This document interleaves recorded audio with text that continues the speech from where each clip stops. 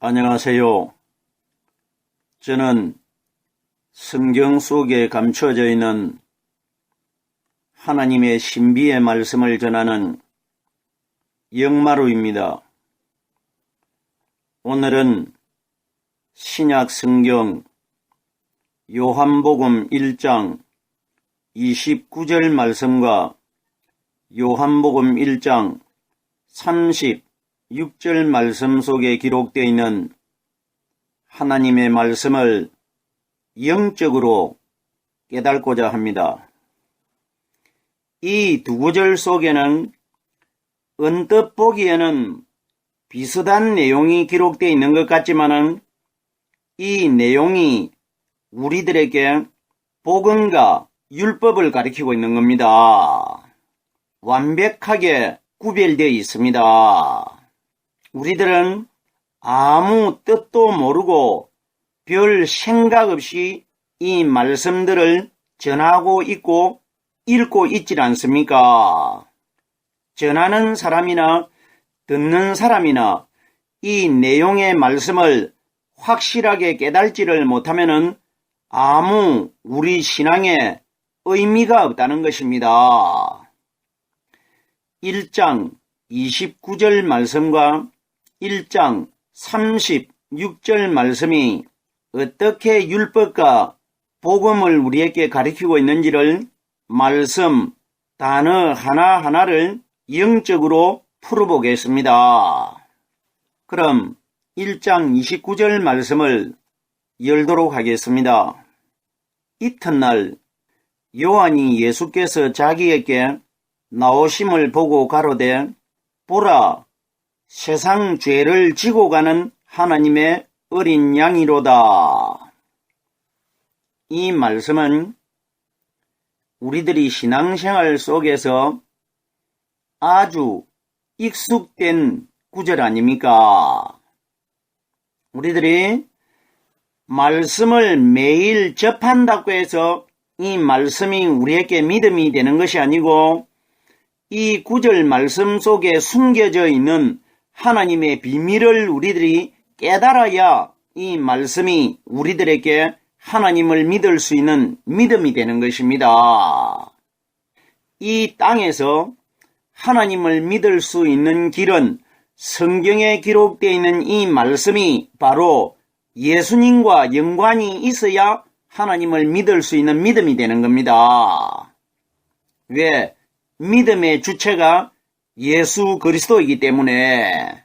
그럼 우리는 이 땅에서 오직 하나님을 믿을 수 있는 길은 말씀 한 가지밖에 없습니다. 그러면 하나님을 믿을 수 있는 길이 예수 그리스도이기 때문에 성경 말씀은 반드시 예수 그리스도가 기준되어서 기록되어 있다는 것입니다. 그럼 우리들은 성경에 어떤 내용의 사건이 기록되어 있든지 그 사건 속에서 반드시 나와 하나님과 예수님과는 어떤 관계를 가지고 있는지 이 방향으로 말씀을 풀고 깨달아야 된다는 것입니다.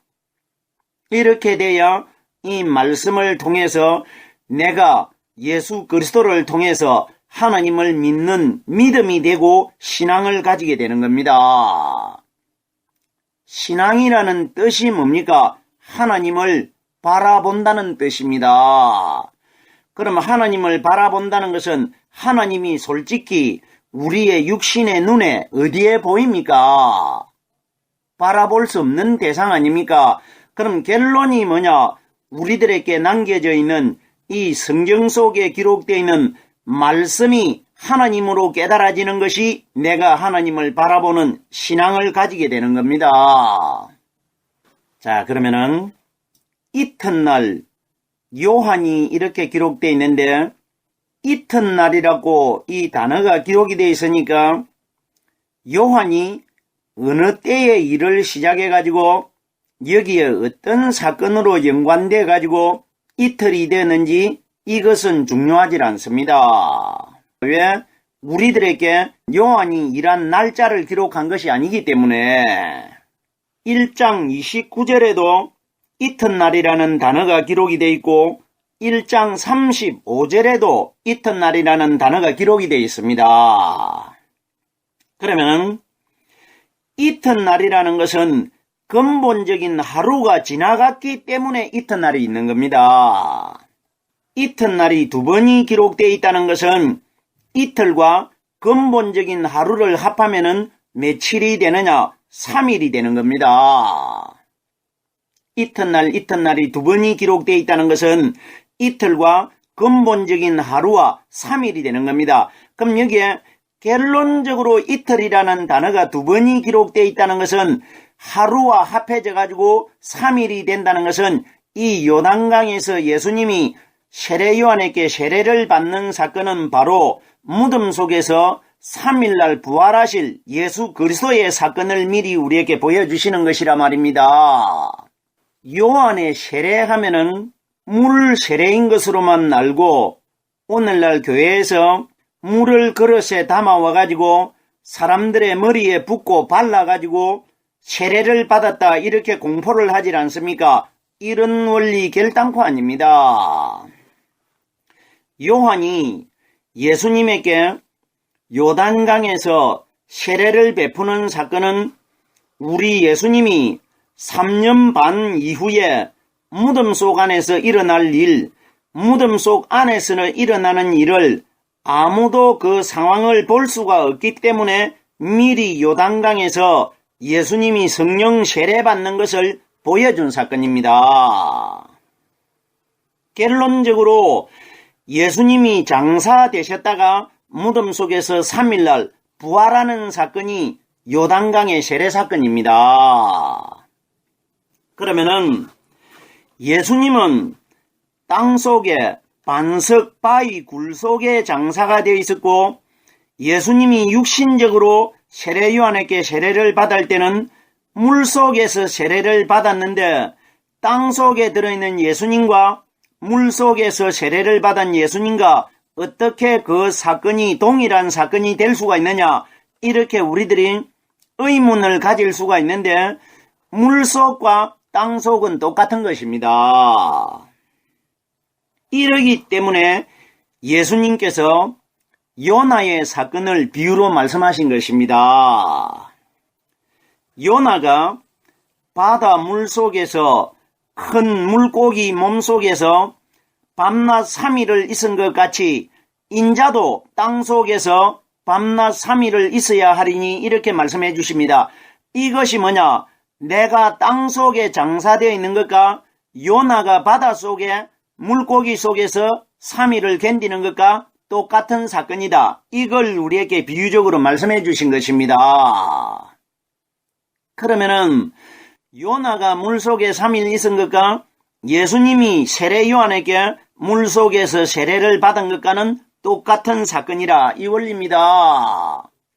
결단코 우리들이 알고 있는 어떤 세례 요한이 베푸는 물 세례를 오늘날 교인들이 세례받고 있다. 이런 원리 아닙니다. 오늘 이 구절 속에 정확하게 그 비밀이 숨겨져 있습니다. 풀어지게 되어 있습니다. 그럼 여기에 이튿날이라는 것은 예수님이 첫째 날, 이튿날이 두 번 합해져 가지고 3일이 됩니다. 예수님 성령 세례를 받고 부활하시는 사건을 미리 하나님이 우리들에게 세례 요한의 세례를 통해서 보여주시고 있는 것입니다. 이튿날 요한이 예수께서 자기에게 나오심을 보고 가로되, 자 보세요. 우리가 예수님이 무덤 속에서 성령 세례를 받고 부활하시기 전까지는 성경에 그이가 이름이 예수라고 기록되어 있습니다. 예수는 사람의 몸, 마리아 몸속에서 율법 아래서 태어나신 분을 예수라고 합니다. 그러면 예수님이 무덤 속에서 성령 세례를 받고 나신 이후에부터 그리스도가 되는 겁니다. 그리스도라는 뜻이 기름 부음을 받은 자 아닙니까? 무덤 속에서 성령 세례가 바로 기름 부음 받은 것 아닙니까? 그러면 여기에 계속해서 예수님이 십자가 위에 돌아가시기 직전까지는 항상 예수라고 기록되어 있습니다. 때에 따라서는 그리스도라는 이름도 기록되어 있지만 그건 부활하실 그리스도와 율법의 예수님은 장차 한 분이 되시기 때문에 그리스도라고 기록되어 있는 것이지, 예수님이 십자가에 못 박혀가지고 운명하시기 직전까지는 이름이 정확하게 예수인 것입니다. 그래서 여기에 세례를 받으러 나오실 때 예수라고 기록되어 있는 겁니다. 아직까지 세례를 받지 않았기 때문에 예수라고 기록되는 겁니다.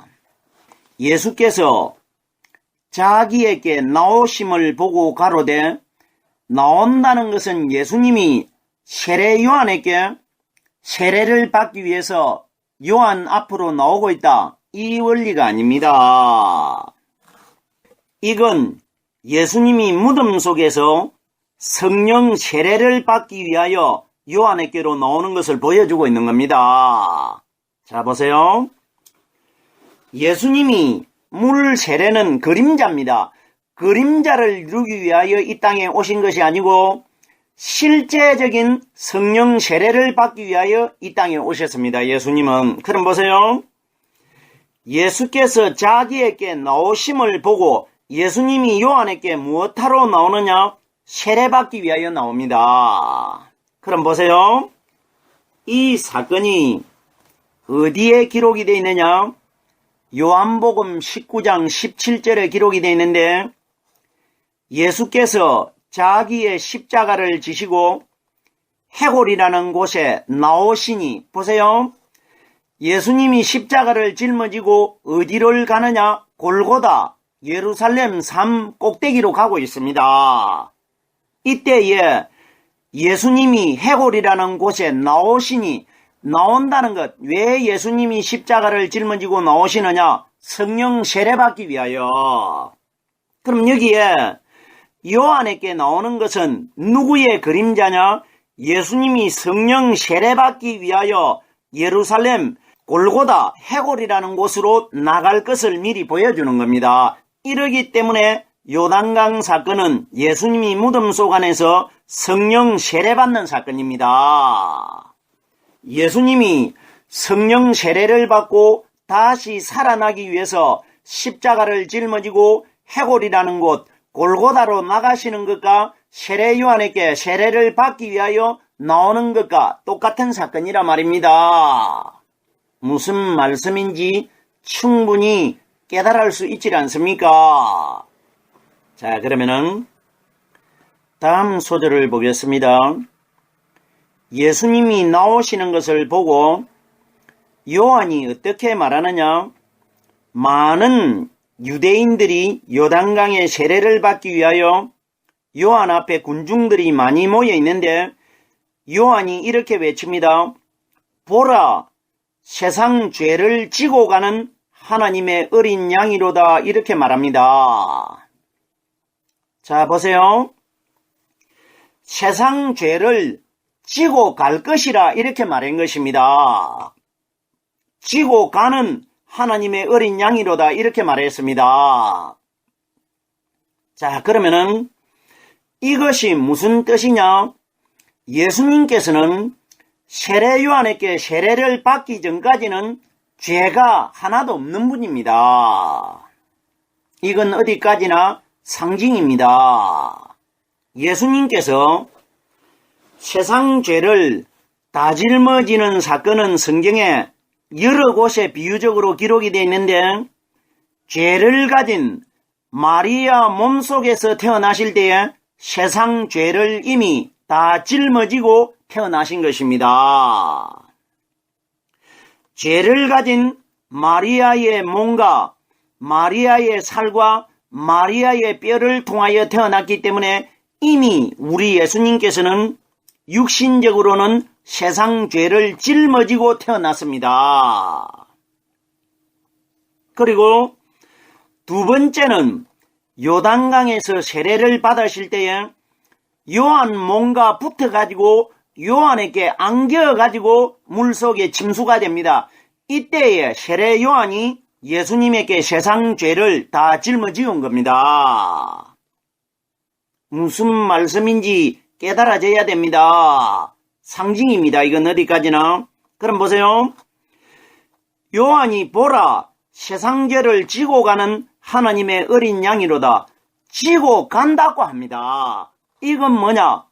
나중 예수님께서 3년 반 이후에 우리 세상에 인류 전체의 죄를 다 십자가가 인류 전체의 죄입니다. 십자가를 짊어지고 골고다로 십자가에 못 박히기 위하여 가실 것이라. 이걸 미리 보여주는 겁니다. 내가 예수님에게 물 세례를 베풀 때에 내가 인류의 대표자 객으로 예수님에게 죄를 다 짊어지을 것이라. 이 원리인 것입니다. 이래서 보라, 세상 죄를 지고 가는 하나님의 어린 양이로다. 나중 3년 반 이후에 십자가를 짊어지고 가는 것을 유대인들이 다 볼 것이라. 이걸 미리 말해주는 것입니다. 여기에 세례 요한은 바로 하나님의 상징입니다. 하나님이 이렇게 사건을 꾸미신 것 아닙니까? 자, 그럼 보세요. 세상 죄를 예수님이 다 짊어지는데 가장 인류 최초로 예수님에게 세상의 죄를 짊어지는 사건이 어디에 기록되어 있느냐? 창세기 3장 6절에 기록이 되어 있습니다. 자, 보세요. 하와가 선악과를 자기가 먼저 따먹습니다. 선악과를 먹으면 하나님께 죄를 짓게 되는 겁니다. 우리가 여기서 잘 깨달아야 됩니다. 근본적인 죄를 누가 지었느냐? 하와가 지었습니다. 하와가. 아담이 죄를 지은 것 아닙니다. 자, 보세요.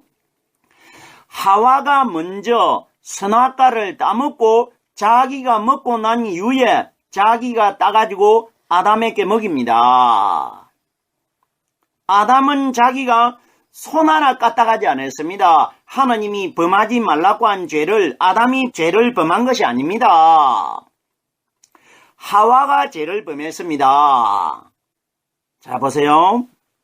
3장 6절에 보면 여자가 그 실과를 따먹고 자기와 함께 한 남편에게도 주매 그도 먹은지라. 자, 보세요. 아담이 자기가 스스로 따먹은 것이 아니고 하와가 따먹고 남편에게 먹인 것입니다. 이 말씀은 신약 성경 디모데전서 2장 14절에 보면은 아담이 게임을 보지 아니하고 여자가 게임을 보아 죄에 빠졌음이라. 정확하게 여자가 죄를 저질렀다. 이렇게 기록이 되어 있습니다. 그러면 아담이 게임을 보지 않았다는 것은 아담은 죄를 짓지 않았다는 뜻입니다. 그런데 보세요. 다른 성경에 보면은 아담이 죄를 범함으로 모든 사람이 죄 중에 빠지게 되었다. 이렇게 기록이 되어 있습니다. 그런데 보세요. 이것 아담의 죄가 아닙니다. 하와의 죄입니다. 하와의 죄. 이것 우리 잘 깨달아야 됩니다. 이런 이야기 들어보신 적이 있습니까? 자, 보세요. 아담이 정말 죄를 지어버리면은 이 땅에 오신 우리 예수님이 죄인이 되어버립니다. 왜? 구약의 하나님이 인류 최초로 흙을 가지고 만드는 그 아담이 누구냐? 마리아 몸속에서 흙으로 만드는 사람으로 태어나실 우리 예수님을 미리 보여준 겁니다.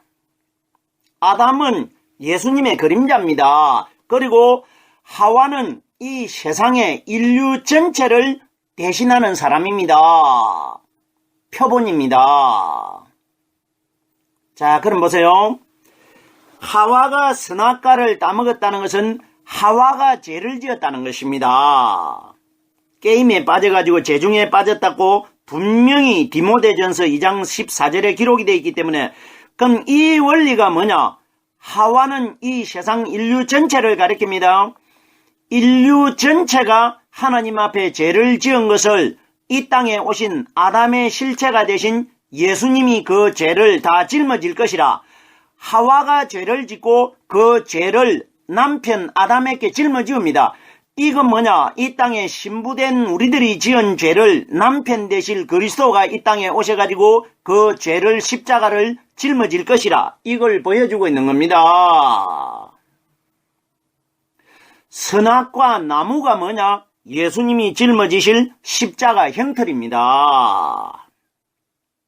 열매는 나무에 달릴, 형틀에 달릴 예수님을 열매라고 합니다. 그럼 보세요. 예수님은 죄를 짓지 않으셨는데 하와가 죄를 지어가지고 선악과를 아담에게 먹입니다. 이건 뭐냐? 우리가 지은 죄를 예수님이 다 짊어지실 것이라. 이 원리라 말입니다. 자, 그러면은 여기에 요한이 말한 보라 세상 죄를 지고 가는 하나님의 어린 양이로다 이렇게 기록이 되어 있습니다. 예수님이 우리 세상의 모든 죄를 세례 요한을 통해 가지고 다 짊어지고 골고다로 갈 것이라. 이걸 우리에게 말씀해 주신 것입니다. 어린 양이라는 것은 우리 예수님을 가리킵니다. 출애굽기 12장 5절에 보면은 너희 어린 양은 흠없고 1년 된 수꽃으로 하되, 어린 양이라는 것은 양이 어린 것을 바친다. 예수님이 33살에 돌아가셨습니다. 그러면 33살 되신 분이 어떻게 어린 분입니까? 그럼 우리가 이 속에 하나님의 비밀이 숨겨져 있기 때문에 이걸 깨달아야 된단 말입니다. 왜 예수님을 어린 양이라고 하시는지. 보세요. 1년 된 것이라고 하는데, 그러면 양이 1년 만에 얼마나 크는지는 알 수 없지만은 우리가 동물을 깨달는 것이 아니라 예수님을 깨달아야 됩니다. 1년은 며칠이냐? 우리들은 오늘날 365일로 계산하지만 하나님 입장에서는 12달은 360일입니다. 그러면은 하나님이 어린 양이라고 하는 이 양은 1년 된 양을 말씀하신 것이 아니고 3년 6개월, 360일이 3년 6개월입니다. 3년 6개월 이후에 무덤 속에서 하나님의 첫 아들로 부활하실 그리스도를 어린 양이라고 한 겁니다. 3년 6개월을 가리킨 것입니다. 그리고 흠이 없다는 것은 마리아 몸속에서 태어난 예수님은 마리아의 근본적인 죄를 가지고 태어났기 때문에 흠이 있습니다. 그럼 흠이 없는 분이 누구냐?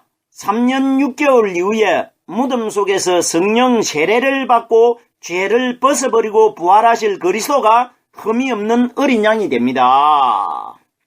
무슨 말씀인지 깨달아지셔야 됩니다. 이분이 수컷이라고 하는데 무덤 속에 부활하신 그리스도는 남자입니다. 그리고 상징적으로 예수는 여자입니다. 예수는 상징입니다. 왜? 우리가 신부기 때문에 예수님은 우리와 똑같은 사람인 마리아 몸속에서 태어났기 때문에 예수가 상징적으로 신부가 되는 겁니다. 그리고 무덤 속에 부활하신 분이 남자이시고 수컷이고 우리의 신랑이 되는 분입니다.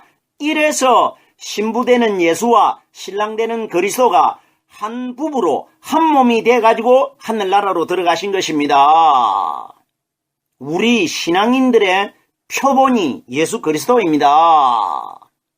정확하게 이 원리를 깨달아야 됩니다. 자, 그러면은 보라 세상 죄를 지고 가는 하나님의 어린 양이로다. 이 원리는 세상 죄를 다 짊어지고 무덤 속에 장사되시는 예수님이십니다. 예수님이 십자가 형틀을 짊어지고 가는데 그 십자가 형틀이 바로 선악과 나무입니다. 선악과 나무를 통해 가지고 죄를 짓게 되었지 않습니까? 그럼 보세요. 십자가 형틀이 십자가 가로로 되어 있는 십자가가 있고 세로로 되어 있는 나무가 있습니다. 그럼 보세요. 거기에 십자가 가로 세로가 뭐냐? 양사방 동서남북을 가리킵니다. 결론이 뭐냐? 이 세상에 있는 동서남북 가로로 간 십자가는 유대인들을 가리키고 세로로 간 십자가는 이방인들 전체를 가리킵니다. 그럼 동서남북 사방에 있는 모든 인류의 하와의 모든 죄를 예수님이 다 짊어지신 것입니다. 선악과의 죄를. 이것 때문에 요한이 보라 세상 죄를 지고 가는 하나님의 어린 양이라고 말하는 것입니다. 자, 그러면은 1장 36절입니다. 이튿날에 자기 제자 중 2사람과 세례 요한 3사람이 있습니다. 이건 뭐냐? 세례 요한은 예수를 상징적으로 가리키는 것입니다. 그럼 보세요. 제자 2사람과 세례 요한이 있다는 것은 이튿날이라는 것은 3일날 예수님이 무덤 속에서 부활할 것이라 사람이 3사람이 있는 겁니다. 우리 예수님 사건입니다. 이 사건이 예수님이 요단강에서 요한에게 세례를 받는 사건이 이것이 바로 예수님 무덤 속에서 성령 세례받는 사건이라는 것을 보여주는 겁니다. 3일을 보여주시고 있는 겁니다. 하나님이. 자, 보세요. 이튿날 예수님이 다니심을 보고 세례 요한이 이렇게 말합니다. 보라 하나님의 어린 양이로다 이렇게 말합니다. 마리아 몸속에서 태어나셔가지고 세례를 받으러 나올 때는 요한이 어떤 말을 했나? 보라 세상 죄를 지고 가는 하나님의 어린 양이라고 했고 그때는 세례를 아직 받지 않았기 때문에 죄를 짊어지고 있습니다. 세례를 받아야 죄를 벗어버립니다. 그럼 여기에 세례를 받은 이후에는 세례 요한이 예수님을 가리켜 죄를 지고 가는 이 단어가 빠져버렸고 보라 하나님의 어린 양이로다. 이건 뭐냐? 성령 세례를 받고 부활하신 그리스도는 죄를 벗어버렸다 이 원리입니다.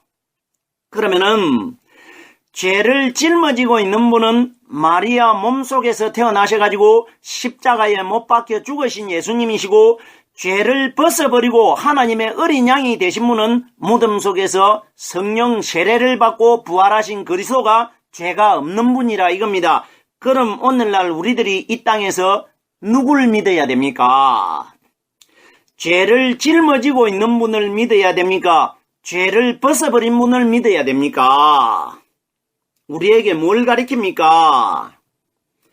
우리가 믿어야 할 대상은 죄를 짊어지신 예수님이 아니시고 죄를 벗어버린 그리스도 부활하신 분을 믿어야 된다. 이걸 우리에게 가르치는 것입니다. 다 같은 어린 양인데 처음에 어린 양은 죄를 짊어지고 있다는 것은 세상 죄를 다 짊어지고 무덤 속에 장사되시는 마리아 몸속에서 태어난 율법의 예수님을 가리킨 것이고 두 번째 1장 36절에 하나님의 어린 양이라고 하는 분은 무덤 속에서 부활하신 그리스도였다 이 원리입니다. 성령이 비둘기 형체로 임하시고 나니까 죄를 벗어버렸기 때문에 거듭났기 때문에 하나님의 어린 양이로다 이렇게 기록되어 있는 겁니다. 오늘은 죄를 짊어지신 율법의 예수님과 죄를 벗어버리고 살아나신 복음의 메시아 그리스도에 관하여 요한복음 1장 29절과 1장 36절 두 구절의 말씀을 깨달아 보았습니다. 오늘은 여기까지만 하겠습니다.